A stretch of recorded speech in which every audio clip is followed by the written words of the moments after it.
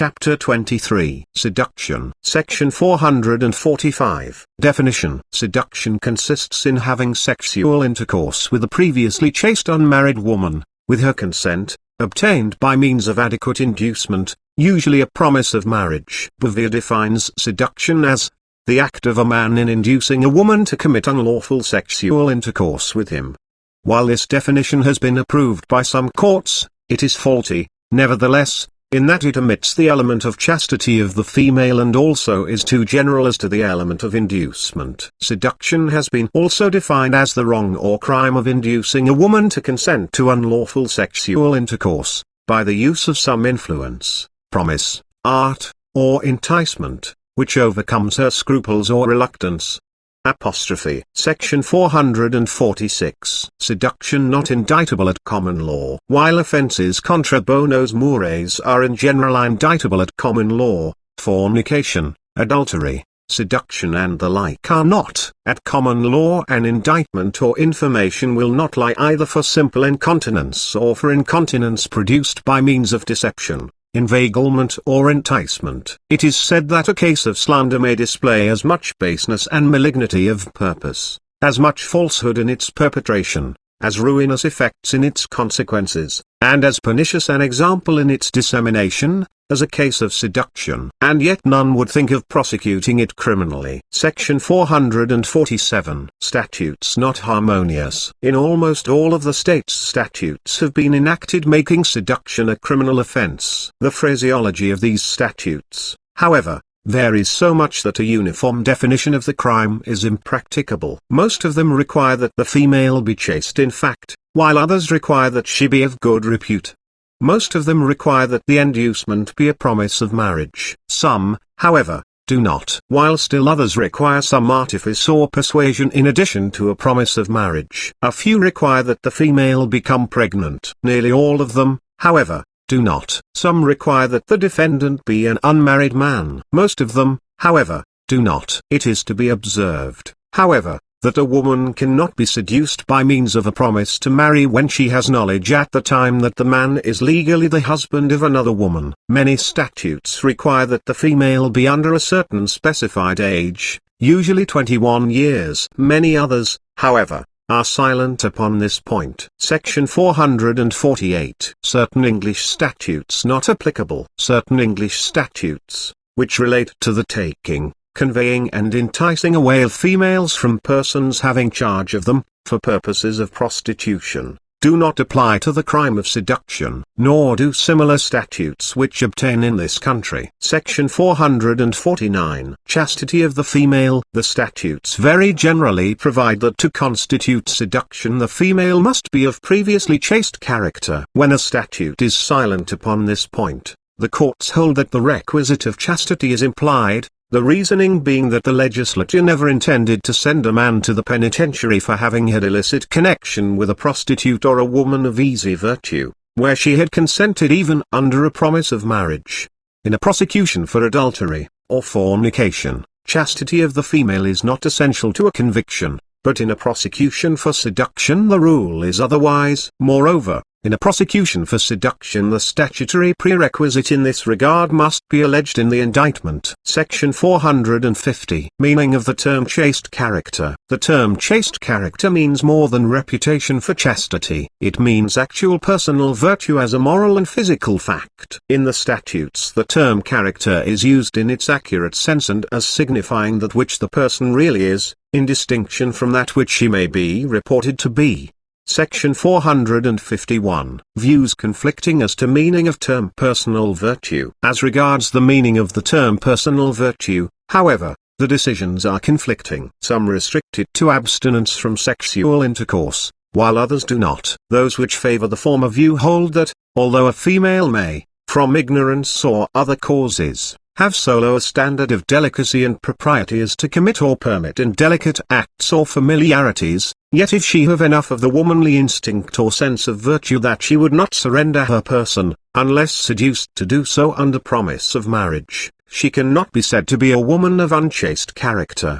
There are women in whose presence every evil thought stands abashed. They are guarded by their innocence and purity and need no other protection. They stand invulnerable in their own virtue. There are others whose dispositions are more easy and complaisant, but who would have perhaps escaped irretrievable ruin had not their confidence been secured, and their apprehensions put at rest, by a promise of marriage. To shield and save them from the arts of the seducer was the object of the law. It would be but a mockery to extend its protecting care only to those who have no need of its assistance. It should be here and ever the refuge and support of those who need its protection. On the other hand, some decisions hold that the term personal virtue includes purity of mind and innocence of heart, and that a lascivious woman, who has been guilty of obscenity of language, indecency of conduct, undue familiarity with men, and the like, may not come within the meaning of the term. Under this construction of the statute, the manners and actions of the woman have more weight than under the other view. They serve to indicate the true character,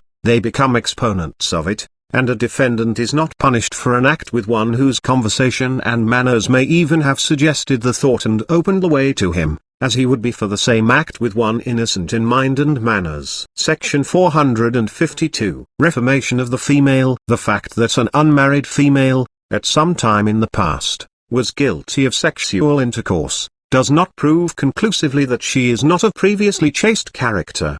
It may be that she has reformed. Moreover, when a reasonable time has elapsed after her unchaste act, a presumption may arise in favor of her reformation. Section 453. Presumption of chastity. Burden of proof. Conflicting views upon the questions of presumption and burden of proof. As regards the chastity of the female, the decisions are conflicting. As a general rule, however, in prosecutions for seduction her chastity is presumed. Some decisions hold that the burden is upon the defendant to prove her unchastity. Others hold that it is upon the prosecution to prove her chastity. Upon principle, the latter view is correct. It is said that the latter view is the more logical because the legal presumption of innocence of the defendant overcomes the presumption of the chastity of the female. It is to be observed, however, that presumptions never change the burden of proof in its true sense. The true reason why the latter of the two views stated above is correct is because chastity of the female is an essential element of the crime of seduction,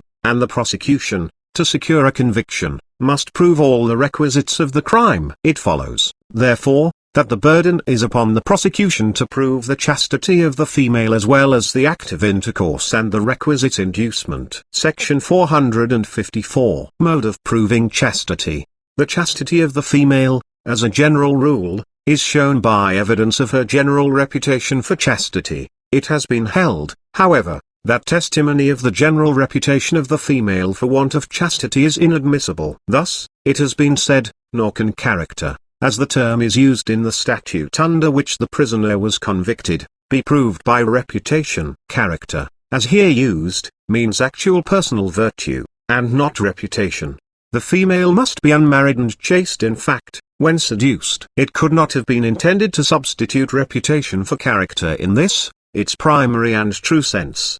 The accused may, by proof of specific acts of lewdness, on the part of the female, and not otherwise, show that she was in fact unchaste. Some courts, however, hold the contrary. Section 455. Unchastity of female shown by particular acts. The unchastity of the female may be established by evidence of specific acts. Thus, testimony is admissible to show that she was a woman of a lewd or lascivious nature, that she associated with men of bad character, that often she was out late at night prior to the alleged seduction, and that indecent remarks made in her presence caused no indignation on her part. On the other hand, testimony that her mother, with whom she resided, kept a house of ill fame at the time of the alleged seduction, is irrelevant and inadmissible.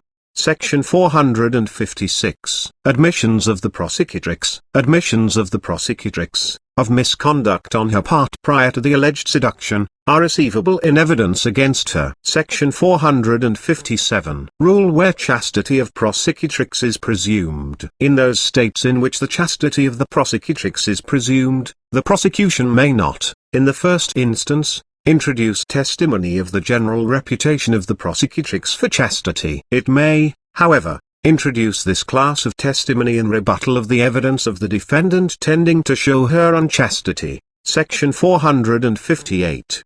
The inducement must be adequate, usually a promise of marriage. Mere fornication is not seduction. To constitute the latter offense there must be an adequate inducement to influence the female to part with her virtue. And, as a general rule, the inducement must be a promise of marriage. Under statutes which require such inducement, the evidence must show that the intercourse took place subsequently to the promise of marriage, and that such promise was the inducement to the intercourse. Section 459. Female under age of consent. Same act. Both rape and seduction. One of the requisites of seduction is consent of the female founded upon an adequate inducement, usually a promise of marriage. When the girl is under the age of consent, but old enough to contract to marry, and submits to sexual intercourse induced by a promise of marriage, is the man guilty of seduction? Can the same act constitute rape and also seduction? Seduction is a statutory crime, and penal statutes must be strictly construed. Because a girl is under the age of consent under a statute relating to rape, it does not follow that she is under the age of consent under a statute relating to seduction. An essential element in the crime of seduction is the consent of the female, founded upon a contract to marry. If she is old enough to make the contract, she may be held old enough to consent to seduction. It follows, therefore, that a man who has sexual intercourse with a girl under the age of consent,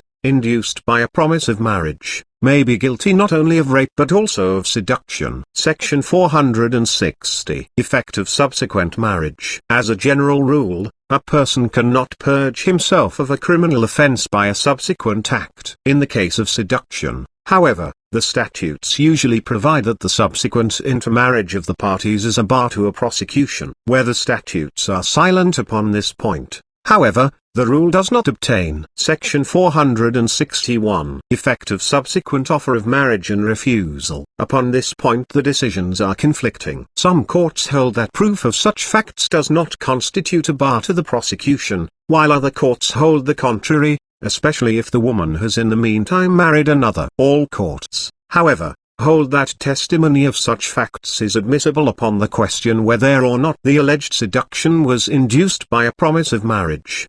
Section 462. Effect of promise of marriage conditioned on pregnancy. A promise of marriage conditioned on pregnancy is not an adequate inducement to constitute the act of intercourse. Seduction. It was never intended to protect a woman who was willing to speculate upon the results of her intercourse with a man and who only exacted as the price of her consent a promise on his part to marry her in case the intercourse resulted in her pregnancy. The promise of marriage must be absolute. Section 463. Effect when the seducer is a married man. When the seducer is a married man, his criminal liability depends upon the woman's belief. If she thinks he is unmarried, that is sufficient, but if she has knowledge to the contrary, he is not liable for seduction. It is held that a woman who has been married and divorced is not an unmarried female, within the meaning of the Virginia statute. Section 464. Corroboration essential. In a criminal prosecution for seduction, testimony of the prosecutrix must be corroborated both as to the promise of marriage and the sexual intercourse.